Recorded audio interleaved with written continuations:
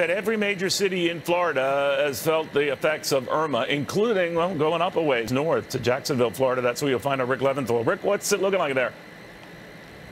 Well, Neil, Jacksonville got about a foot of rain, and the St. Johns River was overwhelmed. There was a lot of flooding in the streets. Some of that water did recede earlier today when we first arrived, but when the high tide came in a couple hours ago, some of that flood water came back, and the damages include structural damage to the Browns Creek Bridge.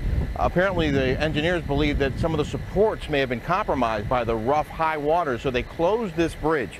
Now, about 20 to 30 miles that way on Heckscher Drive is Fernandina Beach and Amelia Island. You can't get there from here, not this way anymore, and anybody who's on the other side of that bridge can't come towards us, but they can get out of that area by heading towards I-95. So this is an issue. They don't know how bad it is or when this bridge might reopen. Meanwhile, Browns Creek Fish Camp, one of the many businesses that was swamped, they were cleaning up here earlier today, pulling out all this stuff that was wet and ruined, and then the high tide came in and they got wet again. So this is another area where they aren't sure how long this will go on. And across the street, the owner of this house, Neil, went down to Houston to volunteer during the aftermath of Hurricane Harvey, but when he heard about Irma heading this way, he came back to protect his home, and sure enough, he got flooded, and he told us about it.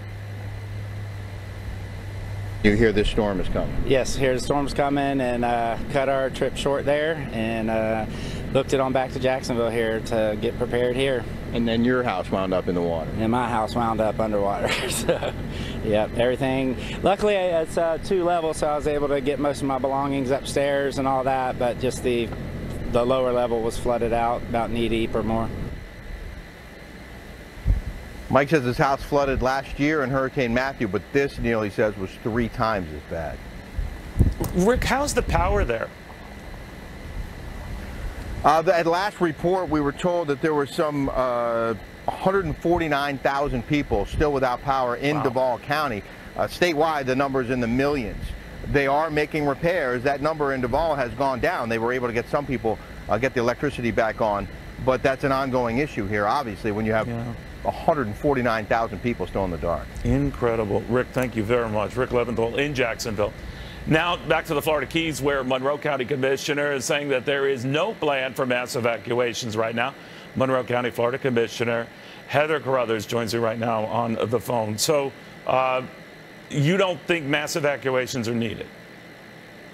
No, we are trying to track down where that press release came from, what the source of it was, because no one in the Keys has called for that. In fact, we have opened up the Keys this morning at mile marker 74 for people in Islamorada, Tavernier, and Key Largo to come back and check out their properties.